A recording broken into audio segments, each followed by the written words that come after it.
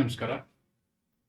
ಹಿಂದಿನ ವಿಡಿಯೋದಲ್ಲಿ ನಾನು ನಿಮಗೆ ಸೆಕ್ಷನ್ 3, 4, 5 ಡಿಸ್ಕಸ್ ಮಾಡಿದ್ದೀನಿ. ಲಿಮಿಟೇಷನ್ ಆ್ಯಕ್ಟ್ನ ಅತಿ ಪ್ರಮುಖವಾದಂತಹ ಕಲಂಗಳು.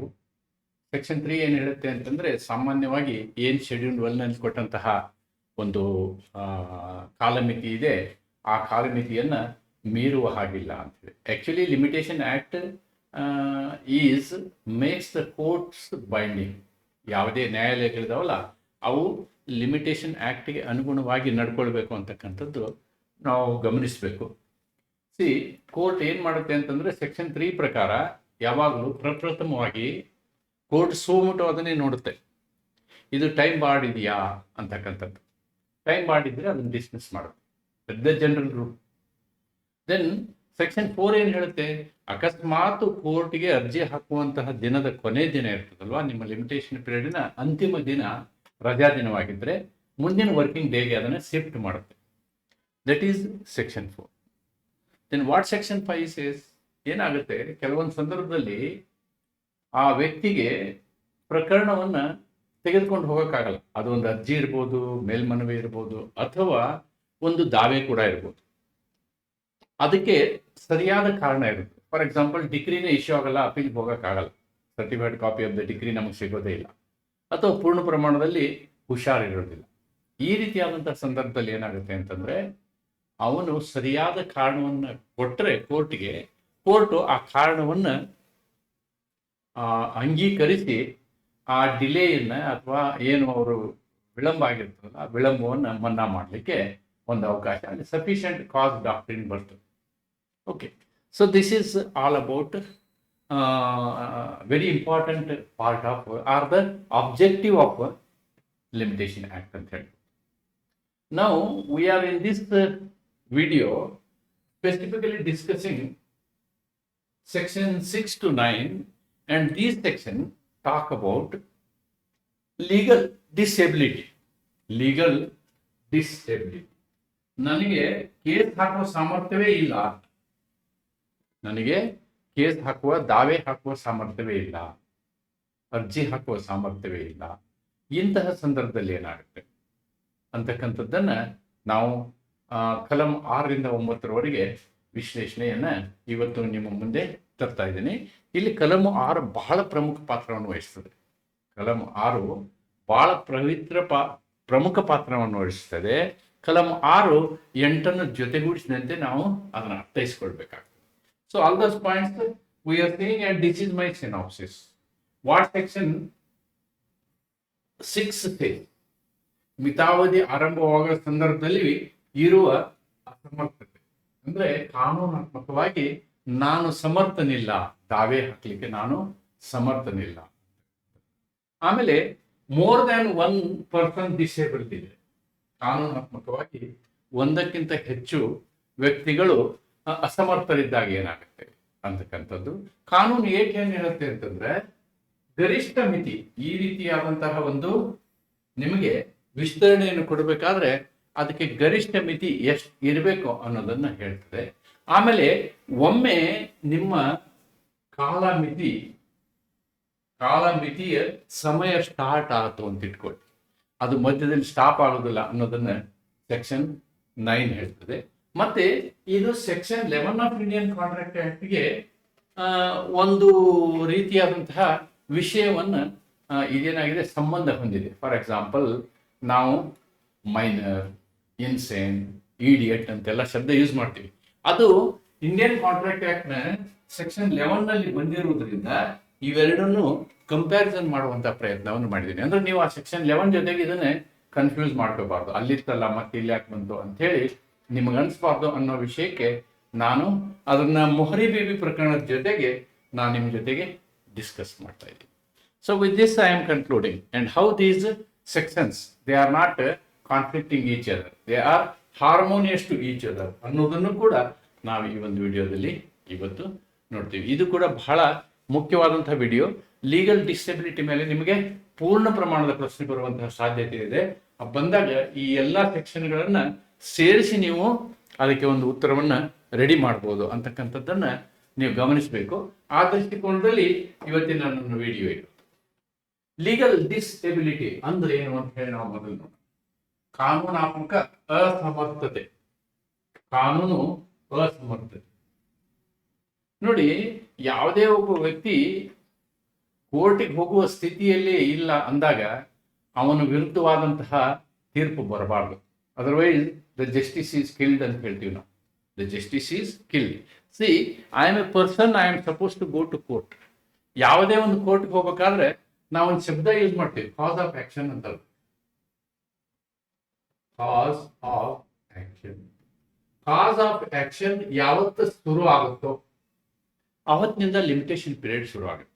ಅವತ್ತಿನಿಂದ ಲಿಮಿಟೇಷನ್ ಪೀರಿಯಡ್ ಶುರು ಆಗುತ್ತೆ. ನಮಗೆ ಯಾವುದೇ ಒಂದು ನಮ್ಮ ಹಕ್ಕು ವಂಚಿತ ಆಯಿತು ಇವತ್ತಿನ ದಿವಸ ಅಂತಂದ್ರೆ, ಇವತ್ತಿನ ದಿವಸದಿಂದ ನನಗೆ ನನ್ನ ಕಾಲಮಿತಿ ಪ್ರಾರಂಭ ಆಗುತ್ತೆ. ಲಿಮಿಟೇಷನ್ ಆಕ್ಟ್ ಅಲ್ಲಿ ಆ ರೀತಿಯ ಒಂದು ಪ್ರಾರಂಭ ಇರ್ತದೆ. ಫಾರ್ ಎಕ್ಸಾಂಪಲ್, ನಾನು ಯಾರಿಗೋ ಒಂದು 5,000 ರೂಪಾಯಿ ಸಾಲ ಕೊಟ್ಟೆ ಅಂತ ಇಟ್ಕೊಳ್ಳಿ. ಒಂದು ಪ್ರೊನೋಟ್ ಸಹಿ ಮಾಡ್ಕೊಂಡು ಸಾಲ ಕೊಟ್ಟೆ.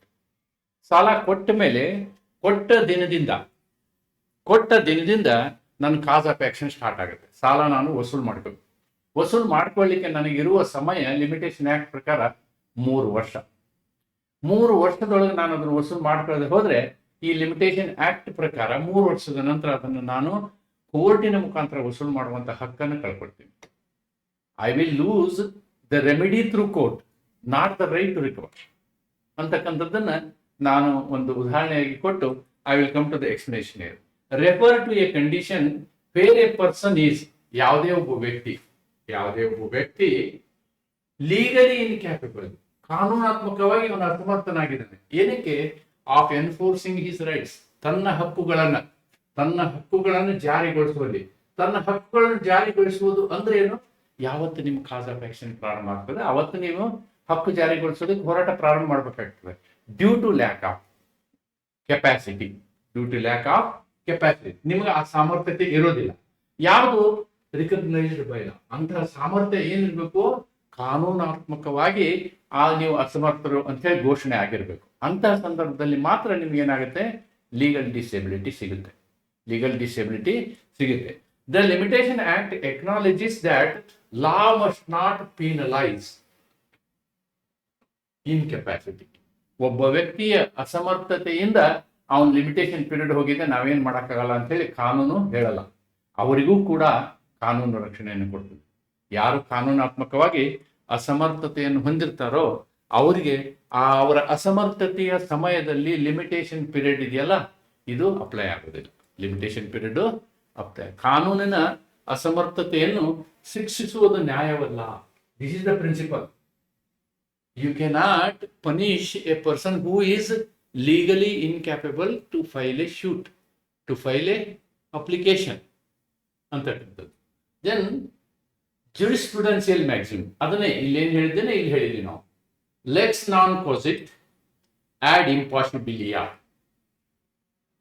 ಲೆಕ್ಸ್ ನಾನ್ ಕ್ವಾಸಿಟ್ ಆಡ್ ಇಂಪಾಸಿಬಿಲಿಯಾ ಅಂದ್ರೆ law does not compel a person to do impossible. ನಿನಗೆ ಅಸಾಧ್ಯವಾದದ್ದನ್ನು ಮಾಡುವಂತೆ ಎಂದೂ ಕಾನೂನು ಹೇಳೋದು. Law will not tell that. Based on that principle, legal incapability has been incorporated. This is the jurisprudential concept of legal incapability or legal disability. Right. Now, the same thing is incorporated in section 6. In section 6, column R ರಲ್ಲಿ column 6 ನಲ್ಲಿ ನಾವೇನ್ ಮಾಡಿದೀವಿ? ಇದನ್ನ incorporate ಮಾಡಿದೀವಿ. ನಾನೇನು ತತ್ವವನ್ನು ಹೇಳಿದ್ದೇನೆ, same thing is incorporated in section 6 of the limitation act 1963. Limitation act 1963 section 6 talks about this. Now let us see what is it. Where a person is entitled to institute a suit, ಯಾವುದೇ ಒಬ್ಬ ವ್ಯಕ್ತಿಯು ಒಂದು ದಾವೆಯನ್ನು ಹೂಡಲು ಯೋಗ್ಯನಾಗಿದ್ದರೆ, ಅಥವಾ when his cause of action arises. ಅದಕ್ಕೆ lawyer language ಅಲ್ಲಿ ಹೇಳುವುದಾದ್ರೆ cause of action, the date of cause of action, or make an application. ನೋಡಿ, ಇಲ್ಲಿ ಅಪೀಲ್ ಅಂತಕ್ಕಂತಹ ಶಬ್ದ ಯೂಸ್ ಮಾಡಿಲ್ಲ ನಾವು. That point to be noted here. There is application, there is shoot. Only these two words are used. This point is to be noted. ಇದನ್ನ ನೆನ್ಪಿಟ್ಕೋಬೇಕು. ಅರ್ಜಿ ಹಾಕುವ ಸಂದರ್ಭ ಮತ್ತು ದಾವೆ ಹೂಡುವ ಸಂದರ್ಭ, ಇದರಲ್ಲಿ ಮೇಲ್ಮನವಿ ಇಲ್ಲ. There is no appeal. But appeal was there in section 3, 4, 5. 3 ಶಬ್ದಗಳಿದ್ವಲ್ಲಿ, ಇಲ್ಲಿ 3 ಇಲ್ಲ. ಅದನ್ನ ಗಮನಿಸಬೇಕು ನೀವು. ಒಂದು ಅರ್ಜಿ ಹಾಕುವಂತಹ ಸಂದರ್ಭದಲ್ಲಿ, ಒಂದು ದಾವೆ ಹೂಡುವಂತಹ ಸಂದರ್ಭದಲ್ಲಿ ಈಸ್ ಏನಾಗುತ್ತೆ, at the time of which prescribed period is record. Prescribed period is record. Suffering from A legal disability, he may institute a suit within the same period after disability has ceased. After disability has ceased. ಒಬ್ಬ ವ್ಯಕ್ತಿಯು ಕಾನೂನಾತ್ಮಕವಾದ ಅಸಮರ್ಥತೆಯಲ್ಲಿ ಇದ್ದರೆ ಆ ಒಂದು ಅಸಮರ್ಥತೆಯ ಸಮಯದಲ್ಲಿ limitation ಕಾನೂನು ಅನ್ವಯ ಆಗುವುದಿಲ್ಲ, ಮಿತಾವಧಿ ಕಾನೂನು ಅನ್ವಯ ಆಗುವುದಿಲ್ಲ. ಯಾವ ವ್ಯಕ್ತಿಗೆ ದಾವೆ ಅಥವಾ ಅರ್ಜಿ ಸಲ್ಲಿಸುವ, ಇಂಪಾರ್ಟೆಂಟ್ ಅಂಡರ್ಲೈನ್ ದ ವರ್ಡ್ ದಾವೆ ಮತ್ತು ಅರ್ಜಿ ಸಲ್ಲಿಸುವ ಹಕ್ಕು ಇರುವುದಾದರೂ ಮಿತಾವಧಿ ಆರಂಭವಾಗುವ ವೇಳೆಗೆ ಅವನು ಕಾನೂನು ಅಸಮರ್ಥತೆಯಲ್ಲಿ ಇದ್ದರೆ ಆ ಅಸಮರ್ಥತೆ ಮುಗಿದ ನಂತರ ಅವನಿಗೆ ನಿಗದಿತ ಅವಧಿಗೆ ಅವನಿಗೆ ಫುಲ್ ಪೀರಿಯಡ್ ಸಿಗುತ್ತೆ. ಫಾರ್ ಎಕ್ಸಾಂಪಲ್, ನಾನು ಸಾಲದ ವಿಷಯ ಹೇಳಿದ್ನಲ್ವಾ, ನಾನು ಸಾಲ ಕೊಟ್ಟಿರ್ತೀನಿ, ನಾನು ಶೂಟ್ ಹಾಕಬೇಕು, ಆದ್ರೆ ಅವಾಗ ನಾನು ಕಾನೂನಾತ್ಮಕವಾಗಿ ಅಸಮರ್ಥ ಆಗ್ತೀನಿ. ಆಮೇಲೆ ನನ್ನ ಟೈಮು ನಾನು ಕಾನೂನಾತ್ಮಕವಾಗಿ ಸಮರ್ಥ ಆದ ದಿನದಿಂದ 3 ವರ್ಷ ಮತ್ತೆ ಮುಂದೆ ಹೋಗುತ್ತೆ. 3 ವರ್ಷ ಮುಂದೆ ಹೋಗುತ್ತೆ ಅನ್ನೋದು ಇದರ ಅರ್ಥ. ಅಸಮರ್ಥತೆ ಯಾವುದು ಅನ್ನೋದನ್ನ ನಾವು ನೋಡೋದಾದ್ರೆ ಸೆಕ್ಷನ್ 6 ಪ್ರಕಾರ 3 ಅಸಮರ್ಥತೆಯನ್ನು ಹೇಳ್ತಾರೆ. There are 3 incapabilities or disabilities. ಏನು? ಒಂದು ಅಪ್ರಾಪ್ತ ವಯಸ್ಸಿನವನು, ಮೈನಾರಿಟಿ, ಅಲ್ಪವಯಸ್ಕ, ಅಪ್ರಾಪ್ತ ಬಾಲಕ ಅಂತ ಹೇಳ್ಬೋದು ನಾವು. ಎರಡನೇದು insanity, insane, a minor, an insane, and an idiot.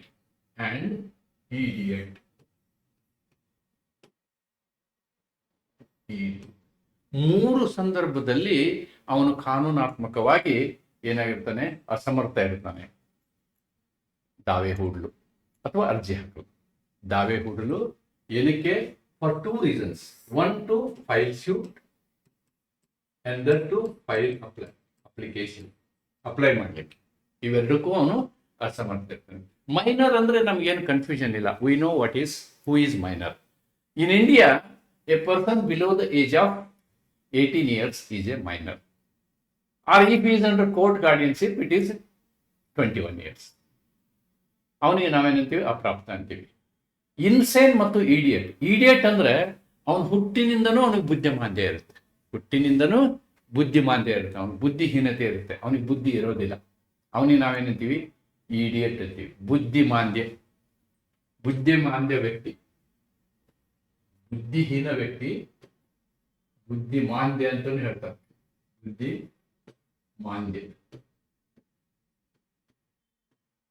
ಬುದ್ಧಿಮಾಂದ್ಯ ವ್ಯಕ್ತಿ ಅವನು ಯಾವಾಗಲೂ ಇನ್ಸೇನ್ ಅಂದ್ರೆ ಹೆಂಗೆ ಅಂತಂದ್ರೆ, ಕೆಲವೊಮ್ಮೆ ಅವನಿಗೆ ಬುದ್ಧಿ ಇರಲ್ಲ, ಕೆಲವೊಮ್ಮೆ ಬುದ್ಧಿ ಇರುತ್ತೆ. ಕೆಲವೊಮ್ಮೆ ಅವನು ಮಾನಸಿಕವಾಗಿ ಅಸ್ವಸ್ಥನಾಗಿರ್ತಾನೆ.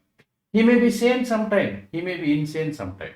ಇದು ಪರ್ಮನೆಂಟ್ ನೇಚರ್ ಅಲ್ಲ, ದಿಸ್ ಈಸ್ ಪರ್ಮನೆಂಟ್ ನೇಚರ್. ಈ 3 ವ್ಯಕ್ತಿಗಳಿಗೆ ನೋಡಿ, ಇಂಪಾರ್ಟೆಂಟ್ ಕಂಡೀಷನ್ ಏನು? ಸೆಕ್ಷನ್ 6 ಪ್ರಕಾರ disability must exist when limitation begins. ಈ ಮಿತ ಅವಧಿ ಏನಿದೆಯಲ್ಲ, ಇದು ಪ್ರಾರಂಭವಾಗುವ ದಿನ, ಕಾಸ್ ಆಫ್ ಆಕ್ಷನ್ ಸ್ಟಾರ್ಟ್ ಆದಾಗ ಆಗುವ ಸಮಯದಲ್ಲಿ ಅವನೇನಾಗಿರ್ಬೇಕು? ಇವು 3ರಲ್ಲಿ ಯಾವ್ದಾದ್ರು ಒಂದಾಗಿರ್ಬೇಕು. ಈಗ ಮೈನರ್ ಶೂಟ್ ಫೈಲ್ ಮಾಡಬೇಕು, 18 ವರ್ಷದ ಹುಡುಗ. ಅವನಿಗೆ ಕಾಸ್ ಆಫ್ ಆಕ್ಷನ್ ಇವತ್ತಿನಿಂದ ಶುರು ಆಗ್ತದೆ. ಅವನಿಗೆ 14 ವರ್ಷ ಆಗಿದೆ ಅಂತ ಹೇಳಿ, 14 ವರ್ಷ ಆದ್ಮೇಲೆ ಅವನು ಇನ್ನೂ 4 ವರ್ಷ ಬಿಟ್ಟು ಕೇಸ್ ಹಾಕ್ಬೋದು. ಅವನು 4 ವರ್ಷ ಬಿಟ್ಟು ಅವನು ದಾವೆ ಬಿಡ್ಬೋದು. ಆವಾಗ 4 ವರ್ಷದಿಂದ 3 ವರ್ಷ ಅವನಿಗೆ ಟೈಮ್ ಸಿಗುತ್ತೆ. ಡಿಪೆಂಡಿಂಗ್ ಅಪಾನ್ ದಟ್ ಶೆಡ್ಯೂಲ್ 1 ನಲ್ಲಿ ಯಾವ್ಯಾವುದಕ್ಕೆ ಎಷ್ಟೆಷ್ಟು ಟೈಮ್ ಅಂತ ಹೇಳಿದ್ದಾರೆ ಅದರ ಪ್ರಕಾರ. That is the very important point to be noted. This is point number 1. ಅವನು ಯಾವ ದಿವಸ ದಾವೆಯನ್ನು ಹೂಡುವಂತಹ ಒಂದು ದಿನ ಇರ್ತದೋ, ದಿನ ಬರ್ತದೋ, ಆ ದಿನ ಬರಲಿಕ್ಕೆ cause of action. When his rights are infringed on that day he will get cause of action. ಅವತ್ತಿನ ದಿನ ಅವನು ಬುದ್ಧಿಮಾಂದ್ಯನಾಗಿದ್ದರೆ, ಅವನು ಮೈನರ್ ಇದ್ದರೆ, ಅವನು ಇನ್ಸೇನ್ ಇದ್ದರೆ, ಅವನು ಇಡಿಯಟ್ ಇದ್ದರೆ ಅವನಿಗೆ ಕೇಸ್ ಹಾಕುವ ಕಾನೂನಾತ್ಮಕ ಸಮರ್ಥತೆ ಇರುವುದಿಲ್ಲ. Disability must exist when the limitation begins, not litre. See, for example, 1/1/2025, the cause of action, right? And on this day, a boy is 14 years. Therefore, on 1/1/2025, he cannot file the case. He cannot file the case. Therefore, he gets benefit of Section 6. He gets benefit of Section 6. When he becomes 18 years plus 4 years, 25-29. Therefore, he becomes eligible on 1/1/2025 plus 4, 29. So, on this day, his cause of action starts. His cause of action starts. Antadharartha. That is the meaning. Subsequent disability does not stop limitation. Subsequent disability does not stop disqualification. For example, cause of action is on 1/1/2025. Cause of action is on this date, right? And the person becomes insane on 2/1/2025. See, on 1/1/2025, cause of action starts. ಅವತ್ತಿನ ದಿವಸ case ಹಾಕ್ಲಿಕ್ಕೆ ಅವನು ಯೋಗ್ಯ ಇರ್ತಾನೆ. ಆದರೆ ಅವನು 2ನೇ ತಾರೀಕಿಂದ ಇನ್ಸೇನ್ ಆಗ್ತಾನೆ. Even then limitation starts running from 1/1/2025 only. That is the very interesting thing that we have to see. Limitation starts from 1/1/2025 only. So this point we have to consider very seriously. This is the important thing we have to note. Then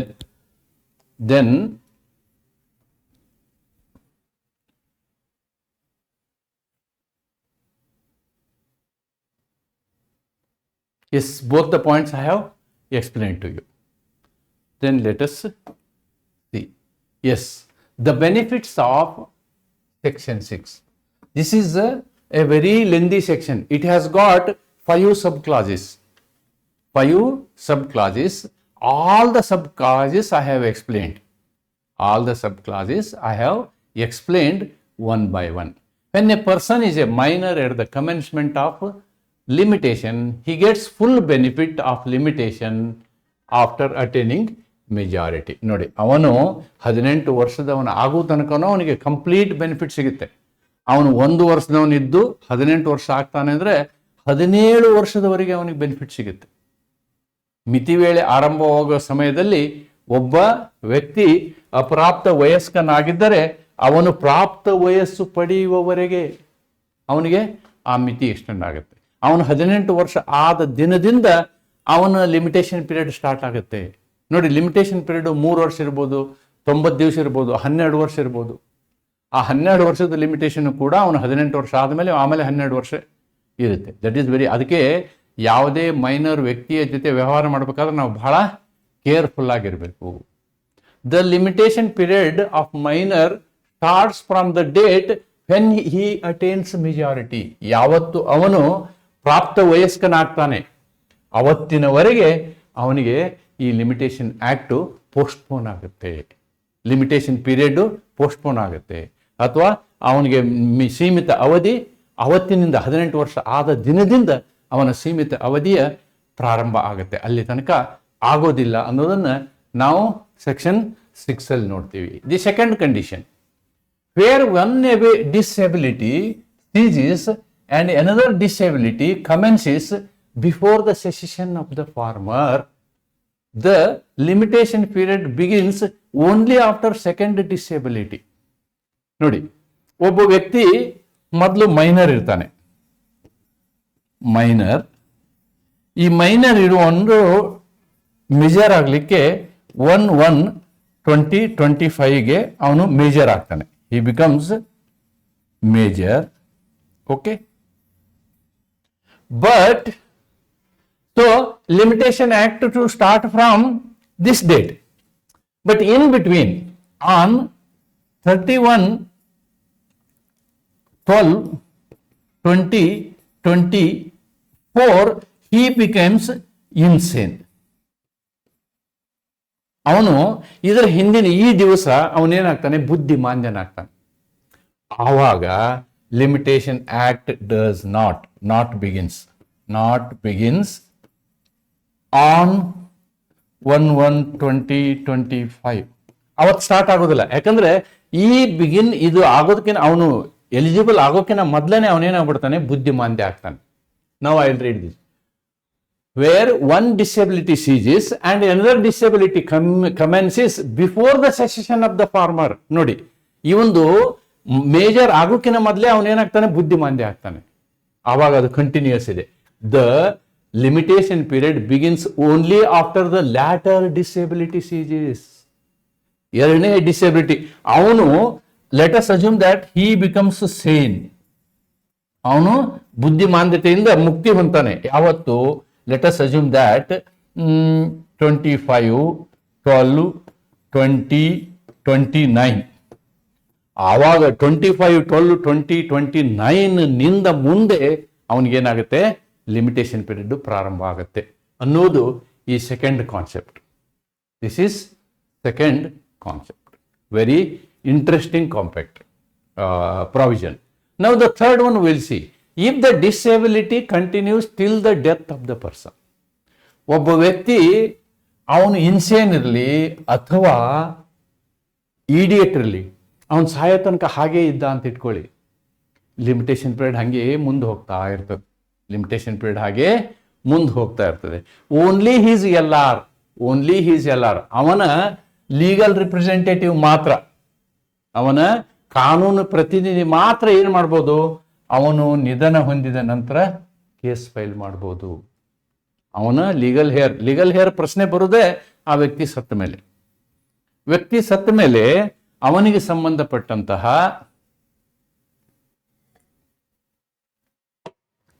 ಅವನ ಸಂಬಂಧಿಕರು, ಕಾನೂನು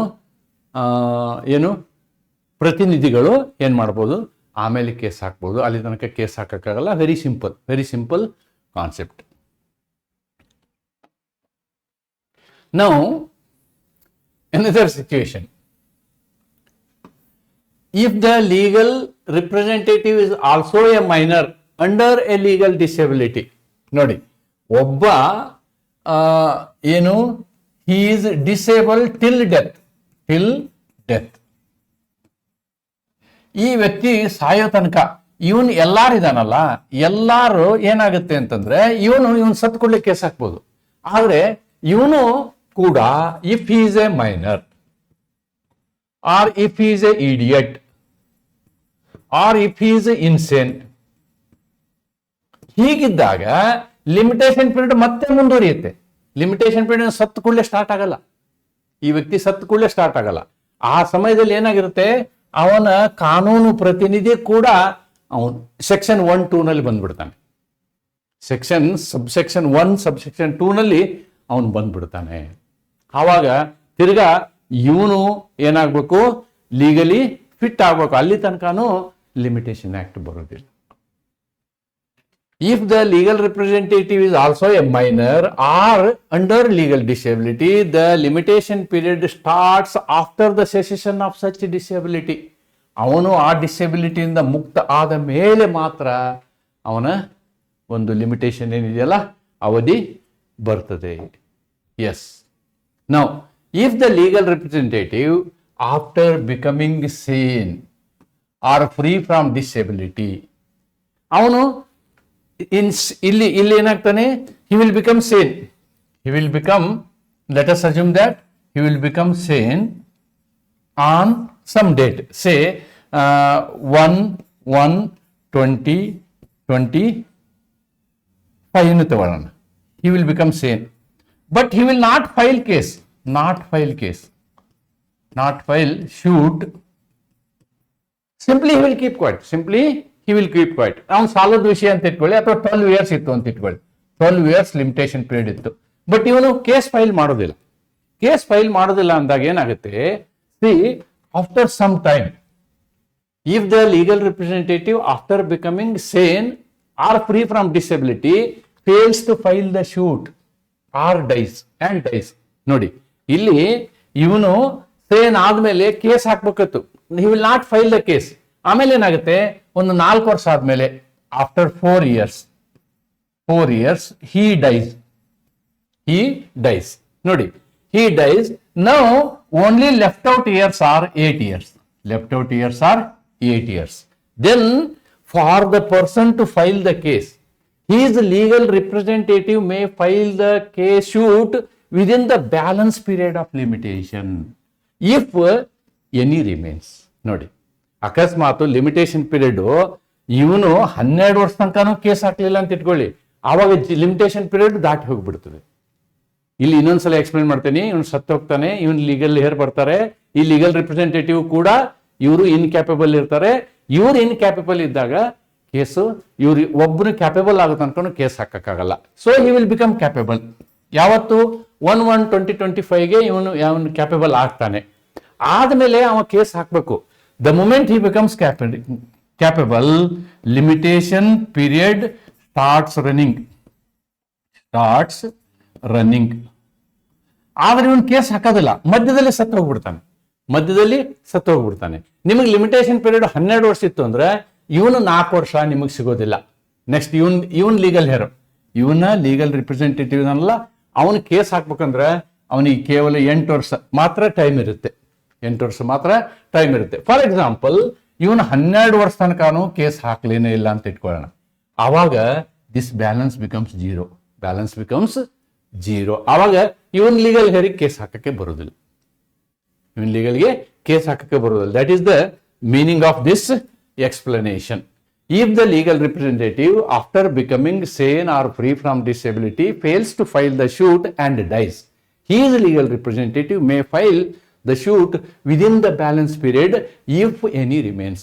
ಏನಾರು ಆ total period ಅಲ್ಲಿ ಸ್ವಲ್ಪ ದಿನ ಉಳಿದಿತ್ತು ಅಂದ್ರೆ ಅದನ್ನು ಉಪಯೋಗ ಮಾಡಿಕೊಂಡು ಲೀಗಲ್ ರಿಪ್ರೆಸೆಂಟೇಟಿವ್ ಕೇಸ್ ಹಾಕ್ಬೋದು. ಉಳಿದೇ ಹೋದ್ರೆ ಅದು ಇಲ್ಲ. Section 6 also available to child in the mother's womb ಅಂತ ಹೇಳ್ತಾರೆ. This is the last sub section. ಏನು ಹೇಳುತ್ತೆ ಅಂತಂದರೆ, ಈ ರೀತಿಯಾದಂತಹ ಪ್ರಸಂಗದಲ್ಲಿ ಕಾಸ್ ಆಫ್ ಆ್ಯಕ್ಷನ್ ಇತ್ತು ಅಂತ ಇಟ್ಕೊಳ್ಳಿ, ಆವಾಗ ಯಾವುದೋ ಗರ್ಭಿಣಿ ಇರ್ತಕ್ಕಂಥ, ಅಂದರೆ ಅದಕ್ಕೆ ಸಂಬಂಧಪಟ್ಟಂಥ ವ್ಯಕ್ತಿ ಇರ್ತಾನಲ್ಲ, ಅವನು ತಾಯಿಯ ಗರ್ಭದಲ್ಲಿ ಇದ್ದಾಗಲೂ ಕೂಡ ಅವನು ಅದಕ್ಕೆ ಎಲಿಜಿಬಲ್ ಆಗ್ತಾನೆ, ಲೀಗಲ್ ಇನ್ಎಬಿಲಿಟಿಗೆ ಎಲಿಜಿಬಲ್ ಆಗ್ತಾನೆ. ಅವನು ಹುಟ್ಟಿ ದೊಡ್ಡವನಾಗಿ 18 ವರ್ಷ ಆದಮೇಲೆ ಅವನು ಕೂಡ ಕೇಸ್ ಹಾಕಲಿಕ್ಕೆ ಸಮರ್ಥನು ಅನ್ನುವಂಥದ್ದು ನಮ್ಮ ಸೆಕ್ಷನ್ 6 ಹೇಳುತ್ತೆ. Therefore section 6, understanding section 6 is very very very important ಅನ್ನೋದನ್ನು ನಾವು ತಿಳ್ಕೊಳ್ಬೇಕು. Then what section 7 says, one of several persons. ಈಗ ಈ ಡಿಸೆಬಿಲಿಟಿ ಇರುವಲ್ಲಿ, ನೀವು ಜಾಯಿಂಡರ್ ಆಫ್ ಪಾರ್ಟೀಸ್ ಕಲ್ತಿದ್ರಿ CPCನಲ್ಲಿ, ಈ ಡಿಸೆಬಿಲಿಟಿ ಇರುವಲ್ಲಿ ಕಾಸ್ ಆಫ್ ಆ್ಯಕ್ಷನ್ನು ಒಬ್ಬರಿಗಿಂತ ಜಾಸ್ತಿ ಜನರಿಗಿತ್ತು ಅಂತ ಇಟ್ಕೊಳ್ಳೋಣ. Cause of action applies to are plaintiffs more than 1 ಇದ್ರು ಅಂತ ಅಂದ್ಕೊಳ್ಳೋಣ. They are more than 1, plaintiffs are more than 1. ಅವಾಗ ಏನು ಮಾಡೋದು ನೋಡಿ, where one of the several persons jointly entitled is under disability. ಎಲ್ಲರೂ ಡಿಸೇಬಲ್ ಇದ್ರು ಅಂದರೆ ಸೆಕ್ಷನ್ 6ನ ಪಾರ್ಟ್ 1, ಪಾರ್ಟ್ 2 ಅಥವಾ ಸಬ್ಸೆಕ್ಷನ್ 1, 2 ಅಪ್ಲೈ ಆಗ್ತವೆ. Limitation does not run against any until one of them becomes capable. ಅದರಲ್ಲಿ ಯಾರು ಒಬ್ಬನು ಸೇನ್ ಆದ ಅಂತ, ಅವನು ಒಬ್ಬನಿಗೆ ಲೀಗಲ್ ಇನ್ಎಬಿಲಿಟಿ ಕ್ಯಾನ್ಸಲ್ ಆಯಿತು ಅಂತ ಇಟ್ಕೊಳ್ಳಿ, ಅಂದರೆ ಒಬ್ಬ ಮೇಜರ್ ಆದ, ಅಥವಾ 3 ಜನರು ಬುದ್ಧಿಮಾಂದ್ಯರಿದ್ದರು, ಅದರಲ್ಲಿ ಒಬ್ಬರಿಗೆ ಬುದ್ಧಿ ಬಂತು, ಅಥವಾ 3 ಜನರಲ್ಲಿ ಇಡಿಯೇಟ್ ಇದ್ದರು, ಅದರಲ್ಲಿ ಒಬ್ಬ ಇಡಿಯೇಟಿಂದ ಹೊರಗೆ ಬಂದ. ಅಂತಹ ಸಂದರ್ಭದಲ್ಲಿ ಅವನು ಕೇಸ್ ಹಾಕಲಿಕ್ಕೆ ಎಲಿಜಿಬಲ್ ಆಗ್ತಾನೆ. ಯಾರು ಇನ್ಸೇನ್ ಕಂಡೀಷನ್ನಿಂದ ಸೇನ್ ಕಂಡೀಷನಿಗೆ ಬರ್ತಾರೆ, ಅಂದರೆ ಕಾನೂನಿನ ಸಮರ್ಥತೆಯನ್ನು ಪಡಿತಾರೆ, ಅದು ಬೈ ಏಜ್ ಇರ್ಬೋದು ಅಥವಾ ಬೈ ಮೆಡಿಕಲ್ ಟ್ರೀಟ್ಮೆಂಟ್ ಇರ್ಬೋದು, ಬಂದಾಗ ಅವನು ಕೇಸ್ ಹಾಕಲಿಕ್ಕೆ ಎಲಿಜಿಬಲ್ ಆಗ್ತಾನೆ. ಆದರೆ ಅವನೇನು ಮಾಡಬೇಕು, ಉಳಿದವರನ್ನು ಕೂಡ ಅವನು ರಕ್ಷಿಸಬೇಕು. Of giving a valid discharge, ಉಳಿದವ್ರನ್ನ ಅಂದ್ರೆ ಇವ ಕೇಸ್ ಫೈಟ್ ಮಾಡಿ ಅಲ್ಲಿ ಏನು ಉಳಿದವ್ರಿಗೆ ಏನು ಹಕ್ಕಿರ್ತದಲ್ಲ ಆ ಹಕ್ಕನ್ನು ಭರಿಸುವಂತಹ ವ್ಯವಸ್ಥೆ ಇವನ ಕೆಪಾಸಿಟಿ ಇವನ ಹತ್ರ ಇರಬೇಕು. Then only it is possible. If he is giving a valid discharge, ಉಳಿದವರಿಗೂ ಡಿಸ್ಚಾರ್ಜ್ನ ಕರೆಕ್ಟ್ ಟೈಮ್ ಕೊಡಬೇಕು. If one person is legally eligible, he may institute a suit or make a application without the concurrence of the other. ಉಳಿದವರ ಒಪ್ಪಿಗೆ, ಯಾಕಂದ್ರೆ ಅವ್ರು ನಿಶ್ಚಯ ಇರ್ತಾರೆ, ಒಪ್ಪಿಗೆ ಪ್ರಶ್ನೆ ಬರಲ್ಲ. But only condition is he must be able to discharge others claims. ಉಳಿದವರ ಕ್ಲೇಮ್ಗಳನ್ನು ಡಿಸ್ಚಾರ್ಜ್ ಮಾಡುವ ಕೆಪಾಸಿಟಿ ಅವನ ಹತ್ರ ಇರಬೇಕು, ಅಂದ್ರೆ ಮಾತ್ರ ಅವ್ನು ಮಾಡ್ಬೋದು. ಇಲ್ಲ ಅಂದ್ರೆ ಇನ್ಸಾನಿಟಿ ಹಂಗೆ ಮುಂದುವರಿಯುತ್ತೆ ಅನ್ನೋದನ್ನ ನಾವಿಲ್ಲಿ ಸೂಕ್ಷ್ಮವಾಗಿ ಗಮನಿಸಬೇಕು. ಒಪ್ಪಿಗೆ ಇಲ್ಲದೆ ಅದನ್ನು ಕನ್ನಡದಲ್ಲಿದೆ. Therefore, where one among them is legally capable, the limitation period begins to run, including all those under disability, if that one can discharge others. ಆ ಕೆಪಾಸಿಟಿ ಇರ್ಬೇಕು ಅವನಿಗೆ, ಉಳಿದವ್ರ ಜವಾಬ್ದಾರಿಯನ್ನು ತಗೊಳ್ಳುವಂಥ ಕೆಪಾಸಿಟಿ ಅವನ ಹತ್ರ ಇರಬೇಕು. ಆವಾಗ ಲಿಮಿಟೇಷನ್ ಪೀರಿಯಡ್ ಏನಾಗುತ್ತೆ, ಸ್ಟಾರ್ಟ್ ಆಗುತ್ತೆ ಅನ್ನೋದನ್ನ ಇದು ಹೇಳುತ್ತೆ. However where all the persons are under the legal disability, ಎಲ್ಲರೂ ಲೀಗಲ್ ಡಿಸೇಬಿಲಿಟಿಲಿ ಇದ್ದಾರೆ ಅಂತಂದ್ರೆ the limitation period commences only when any one of them becomes legally capable, subject to discharge condition. This is very, very important. So what is the fundamental thing here? Law protects joint rights from being defeated due to incapacity of one party. ಇಲ್ಲೇನಾಗುತ್ತೆ, ಒಬ್ಬನಾದರೂ ಕೇಸನ್ನು represent ಮಾಡುವಂತಹ ಇರಬೇಕು. ಅವಾಗ ಏನಾಗುತ್ತೆ, justice ಸಿಗುತ್ತೆ ಅನ್ನೋದನ್ನು ನಾವು ಈ ಒಂದು ಸೆಕ್ಷನ್ 7ನಲ್ಲಿ ಕಾಣ್ತೀವಿ. ನಾವು ಸೆಕ್ಷನ್ 8 ಮತ್ತು section 6 are always jointly interpreted. ಇದು ಒಂದನ್ನು ಬಿಟ್ಟು ಒಂದು ಇಲ್ಲ. ನೋಡಿ, ಸೆಕ್ಷನ್ 8 ಏನು ಹೇಳುತ್ತೆ ಅಂದ್ರೆ, no extension under 6 and 7 shall exceed 3 years from the cessation of disability, even if original limitation is longer. ಒಂದೇನಾಗುತ್ತೆ ಅಂತಂದ್ರೆ, ಸೆಕ್ಷನ್ 6 ಅಲ್ಲಿ ಆಗಲಿ ಸೆಕ್ಷನ್ 7 ಅಲ್ಲೇ ಆಗಲಿ ಅವರ ಲೀಗಲ್ ಡಿಸೆಬಿಲಿಟಿ, ಕಾನೂನಾತ್ಮಕ ಅಸಮರ್ಥತೆ ಅಂತ್ಯವಾದರೆ ಆ ಪೀರಿಯಡ್ ಏನಾಗುತ್ತೆ, ಮ್ಯಾಕ್ಸಿಮಮ್ 3 ವರ್ಷ ಮಾತ್ರ ಎಕ್ಸ್ಟೆಂಡ್ ಆಗುತ್ತೆ. ಈಗ 12 ವರ್ಷ ಇದೆ ಅಂತ 12 ವರ್ಷ ಕೊಡೋದಿಲ್ಲ. For example, there are certain limitation period which has got 12 years. Immovable property ವಿಷಯದಲ್ಲಿ 12 ವರ್ಷ ತನಕ ಇರುತ್ತೆ. ಆದರೆ ಈ ಸೆಕ್ಷನ್ 6 ಅಲ್ಲಿ ಯಾರಿಗೆ ಬೆನಿಫಿಟ್ ಸಿಕ್ಕಿರುತ್ತೋ ಅವ್ರಿಗೆ 12 ವರ್ಷ ಸಿಗೋದಿಲ್ಲ. 12 years he will not get extension. He will get only maximum 3 years. This is very important. Maximum 3 years. ಅಸಮರ್ಥತೆ ಮುಗಿದ ನಂತರ ಯಾವುದೇ ಪರಿಸ್ಥಿತಿಯಲ್ಲಿಯೂ 3 ವರ್ಷಕ್ಕಿಂತ ಹೆಚ್ಚು ಕಾಲಾವಕಾಶ ಕೊಡಕೂಡದು. That is the important. ಯಾಕಂದ್ರೆ complete lengthy, this is actually a protection to the other party. ಉದ್ದೇಶ ಏನು? ಪ್ರಿವೆಂಟ್ ಇಂಡೆಫಿನೆಟ್ ಅನ್ಸರ್ಟನ್ಟಿ, ಅನಿಶ್ಚಿತತೆ ಅನಿರ್ದಿಷ್ಟ ಕಾಲದವರೆಗೆ ಆಗಬಾರ್ದು ಅನ್ನೋದನ್ನ. ಬ್ಯಾಲೆನ್ಸ್ ಇಕ್ವಿಟಿ ವಿತ್ ಲೀಗಲ್ ಸರ್ಟನ್ಟಿ, ಇದು ಇದರ ಉದ್ದೇಶ. ಸೆಕ್ಷನ್ 8 ಇಂಪಾರ್ಟೆಂಟ್ ಏನಕ್ಕೆ ಅಂತಂದರೆ, ಯಾವ ಒಂದು ಲಿಮಿಟೇಷನ್ ಅವಧಿ 3 ವರ್ಷಕ್ಕಿಂತ ಇನ್ನೂ ಹೆಚ್ಚಿದ್ರೂ ಕೂಡ ಸೆಕ್ಷನ್ 6ರ ಬೆನಿಫಿಟ್ ಅನ್ನು ತೆಗೆದುಕೊಂಡು ಬಂದಂತಹ ವ್ಯಕ್ತಿ, ಸೆಕ್ಷನ್ 7ರ ಬೆನಿಫಿಟ್ ಅನ್ನು ಪಡ್ಕೊಂಡಂತಹ ವ್ಯಕ್ತಿ, ಅವರಿಗೆ ಇರುವಂತಹ ಮುಂದಿನ extensive period maximum is 3 years ಅನ್ನೋದನ್ನು ಸೆಕ್ಷನ್ 8 ನಿಮಗೆ ಹೇಳುತ್ತೆ. ಆ್ಯಂಡ್ ಸೆಕ್ಷನ್ 9, ಈ ಸೆಕ್ಷನ್ 9 ಮೇಲೆ ಸಾಕಷ್ಟು ಪ್ರಶ್ನೆ ಕೇಳಿದ್ದಾರೆ. ಕಂಟಿನ್ಯೂಯಸ್ ರನ್ನಿಂಗ್ ಆಫ್ ಟೈಮ್ ಅಂತಾರೆ ಅದಕ್ಕೆ. Continuous running of time. Continuous running of time ಅಂದರೆ ಏನು ಅಂದರೆ, ಒಮ್ಮೆ ಲಿಮಿಟೇಷನ್ ಪೀರಿಯಡ್ ಸ್ಟಾರ್ಟ್ ಆಯಿತು ಅಂತ ಇಟ್ಕೊಳ್ಳಿ.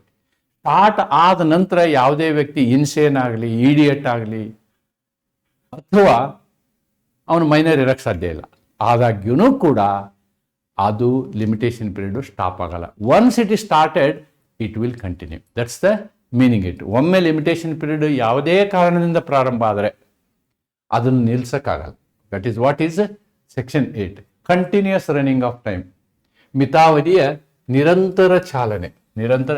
Once limitation period begins to run, no subsequent disability or inability stops it. ಒಮ್ಮೆ ನಿಮಗೆ ಪೀರಿಯಡ್ ಸ್ಟಾರ್ಟ್ ಆದರೆ, ಸ್ಟಾರ್ಟ್ ಆದಮೇಲೆ ನೀವು ಡಿಸೇಬಲ್ ಆದರೆ ನಿಮಗೆ ಬೆನಿಫಿಟು ಸಿಗೋದಿಲ್ಲ. ಇದನ್ನು ನಾವು ಒಂದು ಲೈನ್ ಡಯಾಗ್ರಾಮ್ ಹಾಕೋದಾದರೆ, see there is a person minor becomes major on 1/1/2025. ಅವತ್ತು ಅವನಿಗೆ 18 ವರ್ಷ ಆಗುತ್ತೆ. He becomes 18 years. Okay, so he can file case from this date. Legally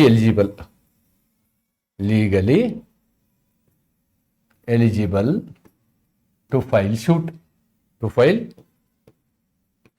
ಯಾಕೆಂದ್ರೆ ಅವನು ಮೇಜರ್ ಆಗಿರ್ತಾನೆ. Next say on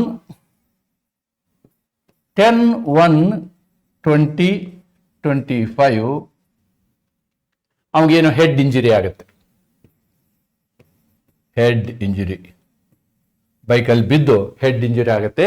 then he becomes insane.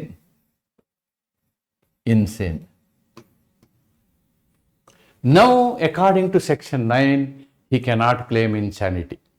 Section 6 ಅವನಿಗೆ apply ಆಗೋದಿಲ್ಲ, section 7 ಅವನಿಗೆ ಅಪ್ಲೈ ಆಗೋದಿಲ್ಲ. ಯಾಕೆ ಅಂದರೆ the limitation period started running from 1/1/2025 finish. ಅವನು ಯಾವುದೇ ಕಾರಣಕ್ಕೂ ಕೇಸ್ ಹಾಕದೆ ಇರೋಕ್ಕಾಗೋದಿಲ್ಲ. ಕೇಸ್ ಹಾಕಿಲ್ಲ ಅಂತಂದ್ರೂ ಅವನಿಗೆ ಲಿಮಿಟೇಷನ್ ಪೀರಿಯಡ್ ಬೆನಿಫಿಟ್ ಅವನಿಗೆ ಸಿಗೋದಿಲ್ಲ ಅನ್ನೋದು ಈ ಒಂದು ಸೆಕ್ಷನ್ನ ಇಂಪಾರ್ಟೆಂಟ್ ಅರ್ಥ. So it continues. Once it starts it continues. That's it. Limitation ಲಾಗೆ ಸಂಬಂಧಪಟ್ಟಂತಹ ಪಾಠ ಇಷ್ಟೇ. ಆದರೆ ಇಲ್ಲಿ ನಮಗೆ ಇಂಡಿಯನ್ ಕಾಂಟ್ರಾಕ್ಟ್ ಆ್ಯಕ್ಟಲ್ಲೂ ಇದ್ರ ಬಗ್ಗೆ ನಾವು ಮಾತಾಡಿದ್ದೀವಿ. ಏನು ಮಾತಾಡಿದ್ದೀವಿ ಇದ್ರ ಬಗ್ಗೆ? ಇಂಡಿಯನ್ ಕಾಂಟ್ರಾಕ್ಟ್ ಆ್ಯಕ್ಟಲ್ಲಿ ನಾವು ಮಾತಾಡಿದ್ದೇನು ಅಂತಂದ್ರೆ, ಆ ವ್ಯಕ್ತಿಗೆ ಕಾಂಟ್ರಾಕ್ಟ್ ಮಾಡಕ್ಕೆ ಬರಲ್ಲ ಅಂತ. There what we have said, every person is competent to contract, who is of majority, who is of sound mind, who is not disqualified by law. ನೋಡಿ, ಇವರು ಮಾತ್ರ ಅಂದ್ರೆ insane cannot contract, idiot cannot contract, a minor cannot contract. Here we are stopping him not to enter into contract. In Limitation Act, we are giving him benefit that your limitation period starts when you become sane, when you become major, when you are out of idiocity ಅಂತಕ್ಕಂಥದ್ದು. ಯಾವಾಗ ನೀವು ನಿಮ್ಮ ಬುದ್ಧಿಮಾಂದ್ಯತೆಯಿಂದ ಹೊರಗೆ ಬರ್ತೀರೋ, ಯಾವಾಗ ನೀವು ಪ್ರಾಪ್ತ ವಯಸ್ಕರಾಗ್ತಿರೋ, ಆವಾಗ ನಿಮ್ಗೆ ಕೇಸ್ ಹಾಕಲಿಕ್ಕೆ ಇರ್ತಕ್ಕಂತಹ ಲಿಮಿಟೇಷನ್ ಪೀರಿಯಡ್ನ ಅವತ್ತಿನ ಡೇಟಿಂದ ಮುಂದೆ ಕೊಡ್ತೀವಿ ಅಂತ. Here it stops the person. It is a negative rule and what we are giving him is a positive rule. See, link with limitation act. Persons incompetent to contract are same class as protected under section 6 and 7. ಎಲ್ಲ ಇಬ್ರು ಒಂದೇ ಥರ. ಆದರೆ ಮೆಹರಿ baby case ನೋಡಿದ್ರೆ ನಾವೇನು, minor had made a contract, it was void ab initio. ಅವ ಯಾರ್ದೋ ಕಡೆ ದುಡ್ಡು ತೊಗೊಂಬಂದಿದ್ದ, ಆಮೇಲೆ ದುಡ್ಡು ಕೊಡೋದಿಲ್ಲ ಅಂದ. ಬಟ್ ಕೋರ್ಟ್ಗೆ ಹೋದಾಗ ಎಸ್, ಅವನು ಮೈನರ್ ಇದ್ದಾನೆ, ನೀವು ಕಾಂಟ್ರಾಕ್ಟ್ ಮಾಡಬಾರ್ದಿತ್ತು, ದುಡ್ಡು ವಸೂಲು ಮಾಡೋಕ್ಕಾಗಲ್ಲ ಅಂತ ಹೇಳಿದ್ವಿ ನಾವು. See, that is the case. ನೋಡಿ, therefore Indian contract act defines who is capable to contract, whereas Limitation Act protects legally incapable. ಇಲ್ಲೇನಾಗುತ್ತೆ, ನಿಮಗೆ ಕೇಸ್ ಹಾಕಕ್ಕೆ ಪರ್ಮಿಷನ್ ಇಲ್ಲ, ನೀವು ಕೇಸ್ ಹಾಕೋದು ಬೇಡ ಅನ್ನಲ್ಲ, ಬಟ್ ಕೇಸ್ ಹಾಕಿದ್ರೆ ನಿಮ್ಗೆ ಏನು ಬುದ್ಧಿ ಇರ್ತದೆ ವಾರ್ಕೆ ಮಾಡಲಿಕ್ಕೆ. ಆದ್ದರಿಂದ ನಿಮಗೆ ತಿಳುವಳಿಕೆ ಬರೋ ತನಕ ನಾವೇನು ಮಾಡ್ತೀವಿ, ವಿ ಆರ್ ಗಿವಿಂಗ್ ಪ್ರೊಟೆಕ್ಷನ್. ಯಾರಿಗೆ? ಇನ್ಸೇನ್ ಪರ್ಸನ್ಗೆ protection, and that protection of limitation period. ಈ ಅವಧಿಯ ಪ್ರೊಟೆಕ್ಷನ್ ನಿಮಗೆ ಸಿಗುತ್ತೆ. Both statutes are substantive justice, not technical punishment. ಇವೆರಡೂ ಕೂಡ ನ್ಯಾಯ ಕೊಡುವಂತಹ ಮೂಲ ಸಾಧನಗಳಿವು. Therefore, with this I can conclude section 6 to 9 of the Limitation Act operate as a protective shield. ನೋಡಿ, ಇವು ಯಾವ ವ್ಯಕ್ತಿಗೆ ಕಾನೂನಾತ್ಮಕವಾಗಿ ತನ್ನನ್ನು ತಾನು ರಕ್ಷಿಸಿಕೊಳ್ಳುವ ವಿವೇಚನೆ ಇರುವುದಿಲ್ಲೋ ಅವನನ್ನು ರಕ್ಷಿಸುವುದಕ್ಕೋಸ್ಕರ ಮಾಡಿದಂತಹ ಕಾನೂನುಗಳು.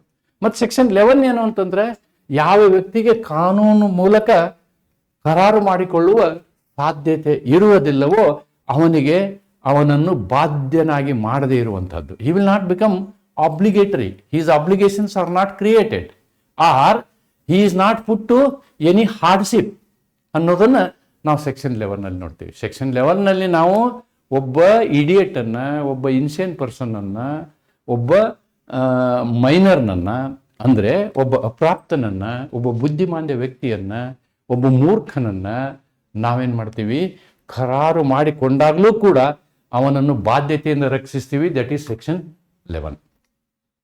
ಆದರೆ ನಾವೇ ಕೇಸ್ ಹಾಕಬೇಕು. ಕೇಸ್ ಹಾಕುವಂತಹ ಸಂದರ್ಭದಲ್ಲಿ ಕೇಸ್ ಹಾಕುವ ಸಮರ್ಥತೆ ಒಬ್ಬ ಅಪ್ರಾಪ್ತನಲ್ಲಿ ಇರೋದಿಲ್ಲ, ಒಬ್ಬ ಬುದ್ಧಿಮಾಂದ್ಯನಲ್ಲಿ ಇರೋದಿಲ್ಲ, ಅಥವಾ ಒಬ್ಬ ಮೂರ್ಖನಲ್ಲಿ ಇರೋದಿಲ್ಲ. ಅದಕ್ಕೆ ನಾವೇನು ಮಾಡ್ತೀವಿ, ಅವ್ರಿಗೆ ರಕ್ಷಣೆ ಕೊಟ್ಟು ಅವ್ರು ಯಾವತ್ತು ಮೂರ್ಖ ಇದ್ದವನು ಜಾಣ ಆಗ್ತಾನೆ, ಬುದ್ಧಿಮಾಂದ್ಯ ಇರೋನು ಬುದ್ಧಿಪೂರ್ಣ ಆಗ್ತಾನೆ, ಒಬ್ಬ ಬಾಲಕ ಇರೋನು ಪ್ರಾಪ್ತ ವಯಸ್ಕ ಆಗ್ತಾನೆ. ಆವಾಗ ಆಯ್ತಪ್ಪ, ಇವತ್ತಿನಿಂದ ನಿನಗೆ ಟೈಮ್ ಕೊಟ್ಟಿನಿ 3 ವರ್ಷ, ಇವತ್ತಿನಿಂದ ನಿನಗೆ ಟೈಮ್ ಕೊಟ್ಟಿನಿ 12 ವರ್ಷ, ನೀನೇನು ಮಾಡು, ಕೇಸ್ ಹಾಕು ಅಂಥೇಳಿ ಆ ರೀತಿಯಾದಂತಹ ಒಂದು ಅನುಕೂಲವನ್ನು ನಾವು ಲಿಮಿಟೇಷನ್ ಆ್ಯಕ್ಟಲ್ಲಿ ಮಾಡಿಕೊಟ್ಟಿದ್ದೀವಿ ಅನ್ನೋದನ್ನು ನಾವು ಗಮನಿಸಬೇಕು. This is all about section 3 to 9. Section 3 to 9 ನಿಮಗೆ 2 ಪ್ರಶ್ನೆಗಳು ಬರ್ಬೋದು. ಸೆಕ್ಷನ್ 6 ಮೇಲೆ ಪ್ರಶ್ನೆ ಬರ್ಬೋದು, ಸೆಕ್ಷನ್ 9 ಮೇಲೆ ಪ್ರಶ್ನೆ ಬರ್ಬೋದು. Section 9 is A very important section. Continuous short note question ಬರ್ಬೋದು. ಒಮ್ಮೆ ನಿಮ್ಮ ಲಿಮಿಟೇಷನ್ ಆ್ಯಕ್ಟಿನ ಏನು ಒಂದು ಅವಧಿ ಪ್ರಾರಂಭ ಆಯಿತು ಅಂದರೆ ಮಧ್ಯದಲ್ಲಿ ನೀವು ಇನ್ಸೇನ್ ಆದ್ರಿ ಅಂತಂದ್ರೆ ಅದು ನಿಲ್ಲೋದಿಲ್ಲ ಅನ್ನೋದು ಸೆಕ್ಷನ್ 9. ಆಮೇಲೆ ಸೆಕ್ಷನ್ 6 ಏನು ಅಂತಂದರೆ, ಈ ಇನ್ಸೇನ್ ವಿಷಯ ಯಾರ್ಯಾರ ಸಂದರ್ಭದಲ್ಲಿ ಎಷ್ಟು ಇಮ್ಯಾಜಿನೇಷನ್ ಮಾಡಿದಂತಹ ಕಾನೂನು. ಒಮ್ಮೆ ಇನ್ಸೇನ್ ಆಗಿರ್ತಾನೆ, ಅಪ್ರಾಪ್ತ ಇರ್ತಾನೆ, ಆಮೇಲೆ ಪ್ರಾಪ್ತ ಆಗೋರಿಗೆ ಇನ್ಸೇನ್ ಆಗ್ತಾನೆ, ನೋಡಿ ಅವನಿಗೆ ರಕ್ಷಣೆ 2 ಪೀರಿಯಡು. ಅಥವಾ ಒಮ್ಮೆ ಅವನು ಇಡಿಯೇಟ್ ಆಗಿರ್ತಾನೆ, ಸಾಯೋ ತನಕ ಇಡಿಯೇಟ್ ಆಗಿರ್ತಾನೆ, ಅವನ ಲೀಗಲ್ ಹೇರ್ ಹಾಕ್ತಾರೆ. ಅಥವಾ ಅವನ ಲೀಗಲ್ ಹೇರ್ ಆವಾಗ ಮೈನರ್ ಇರ್ತಾರೆ, ಆವಾಗ ಲೀಗಲ್ ಹೇರು ಮೇಜರ್ ಆಗೋ ತನಕನೂ ಕಾಯಬೇಕಾಗ್ತದೆ. ಆವಾಗ ಲಿಮಿಟೇಷನ್ ಆ್ಯಕ್ಟ್ ಅವನಿಗೆ ಸೆಕ್ಷನ್ 6 ಹೆಲ್ಪ್ ಆಗುತ್ತೆ. ಆಮೇಲೆ ಯಾವನೋ ಒಬ್ಬ ಲೀಗಲ್ ರಿಪ್ರೆಸೆಂಟೇಟಿವ್ ಅವನಿಗೆ ಕೇಸ್ ಹಾಕೋದಿಲ್ಲ, ಮೇಜರ್ ಆದಮೇಲೆ ಸುಮ್ಮನೆ ಇರ್ತಾನೆ. ಆಮೇಲೆ ಅವನು ಸತ್ತು ಹೋಗ್ತಾನೆ. ಅವನು ಸತ್ತು ಹೋದ ಮೇಲೆ ಉಳಿದ ವ್ಯಕ್ತಿಗೂ ಕೇಸ್ ಹಾಕ್ಲಿಕ್ಕೆ ಅವಕಾಶ ಏನಿರುತ್ತೆ ಅಂದರೆ, ಲಿಮಿಟೇಷನ್ ಪೀರಿಯಡ್ ಎಷ್ಟು ಕಮ್ಮಿ ಉಳಿದಿರುತ್ತೋ ಬ್ಯಾಲೆನ್ಸ್ ಬಾಕಿ, ಅದಕ್ಕೆ ಅವನು ಹಾಕ್ಬೋದು. ಅಷ್ಟೇ ಅಲ್ಲ, ಹೊಟ್ಟೆಯಲ್ಲಿರೋ ಮಗು ಕೂಡ ನಮ್ಮ ಸೆಕ್ಷನ್ 6 ಏನಾಗುತ್ತೆ, ರಕ್ಷಣೆಯನ್ನು ಪಡ್ಕೊಳ್ತದೆ ಕೇಸ್ ಹಾಕೋದ್ರಲ್ಲಿ ಅಂತಕ್ಕಂಥದ್ದನ್ನು ಹೇಳ್ತಾ, ಇದನ್ನು ನಿಮಗೆ ಈ ವಿಡಿಯೋನ ಈ ಒಂದು ಇದರಲ್ಲಿ ತೆಗೆದುಕೊಂಡು ಬರ್ತೀನಿ ಅಂತ ಹೇಳ್ತಾ ಈ ವಿಡಿಯೋನ ಇಲ್ಲಿಗೆ ಮುಗಿಸ್ತೀನಿ. ನಮಸ್ಕಾರ. Thank you.